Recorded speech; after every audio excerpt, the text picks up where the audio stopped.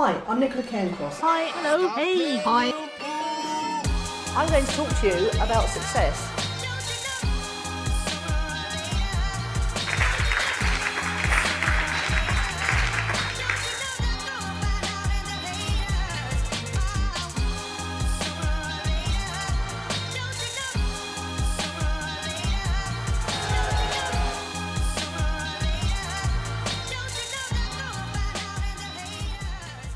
Yes. Hi, I'm coming to you from my living room in Greece. I've been concentrating very hard on getting my workshop recordings up and ready to view. It's the first draft of them, the first edit of them, and several people have bought them already, which is rather nice. So if you weren't able to make it, then do come along and look in my email signature, any of my email signatures, and you'll find a link to buy those. I'm concentrating this week on trying to get an alternative sales page up for Clicks and Leads Academy. The one I have now, I know what percentage it's converting at. It's about 3%, which isn't too bad. The average is 1 to 3%, but I'd like to do better. So I'm going to try 2 other sales pages and I'm going to rotate them. I'm going to have a long form written sales page. I'm also going to create a sales webinar for those who don't like to read. And then I'm going to run all 3 simultaneously and see which one converts to new members best. And that's the beauty of the internet. You don't have to decide immediately what's the right way to do things. You can just get the easiest, fastest, cheapest thing up or working, up and running, and then you can test. And that's what I'm going to be doing this week. So sounds a bit dull, but it's not at all. I really enjoy that sort of thing.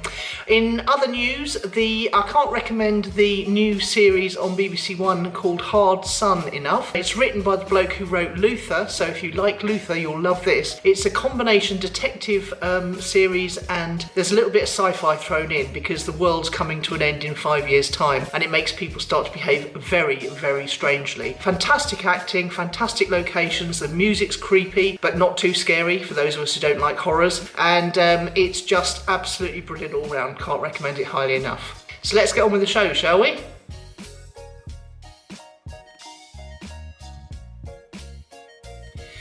My niece Chloe got in touch with me this week and she said, could I recommend some books on selling, because she's just taken on a key accounts role with her current company and she's feeling a little bit lost as to how she should go about meeting her targets. There's several things to think about with this, and it's actually one of the 20 challenges that my delegates at the workshop came up with as well.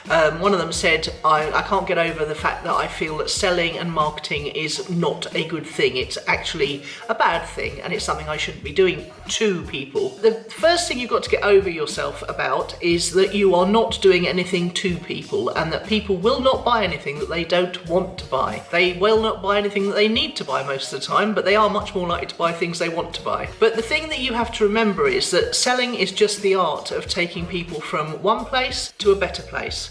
So if you genuinely believe in what you've got to offer, and I've talked about this in one of my recent blog posts about thinking of your offer as, would you like cookies with that? So if you offer someone a cup of tea, you say, would you like cookies with that? They're either going to say yes or no. It's no big deal and it's not personal. So if you genuinely believe that what you've got is going to take people from the place they are now to a better situation, then you are honour bound and duty bound to share all the information about what you have. And in Chloe's case, she's selling telecommunication systems for companies, and obviously the technology is always changing, the packages are always changing. She's honour bound and duty bound to keep her customers up to date. Okay, so the other thing I did was I recommended a book called Spin Selling by Neil Rackham, which is one of the best books I know for getting your head around how to make offers that are higher priced. If you're selling things under $100 or £100, you just need to find a hungry market,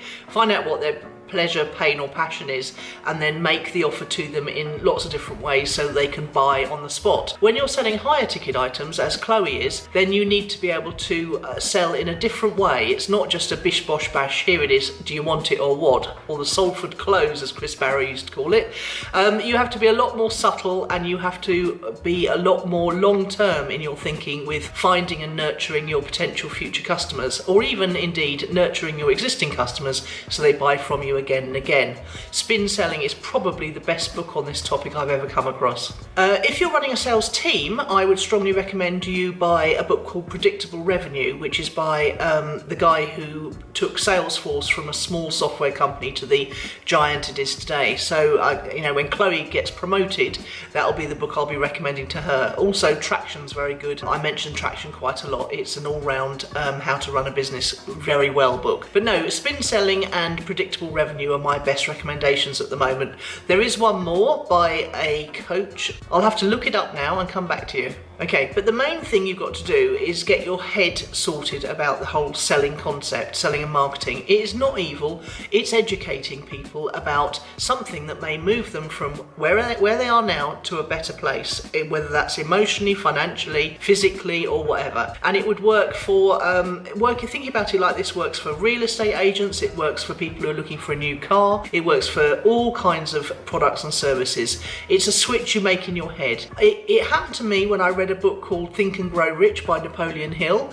It talked about if you can find the greatest number of people to serve, then the rivers of abundance will flow for you. And I do think it's a fantastic skill to learn. If you're a good salesperson and you only work with things that you believe in, which will give you confidence and success, then you'll never ever be out of a job, because people are desperate for people who can sell well. The other trick to selling well is to listen. Listen. There's a popular saying that they gave you one mouth and two ears, and that's so you become a great salesperson. Because if you listen more than you talk, then you will find out what your customer needs, and then you can sell them the appropriate thing for them and gain their trust forever.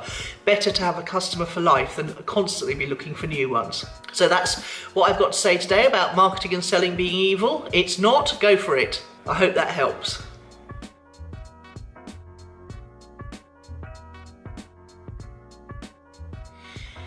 Okay, so on the blog and podcast this week, if you go to nicolacairncross.com/blog, you'll find everything there. I sent out a very impassioned email and put an impassioned message on my blog as well. It's called The Most Important Message I've Ever Sent You, and it's got a picture of a red pill and a blue pill. And I might have mentioned it last week, but I just want to bring your attention to it again. Please educate yourself about how money works and what real money is, because there are some tumultuous times coming ahead, and also there is a massive opportunity happening right this moment, and it's polarized people. It's either people are either deciding it's a scam and a pyramid and a bubble and all those negative words, and those people are the ones who haven't looked into it. The rest of us are cracking on and turning our little bits and bobs of cash into a lot more cash indeed. I'm going to be doing a webinar about this soon, so go and read the blog post, The Most Important Message I've Ever Sent You, and you'll see what you think about it after that. In episode 49 on the Vzine, I talked about how to leverage your content till it squeaks and why you should be doing that. And then we went straight into Vzine number 50, which was all about how to get out of your own way. Basically, I got behind while I was away in England, and we're just catching up now. So there's lots of good stuff to be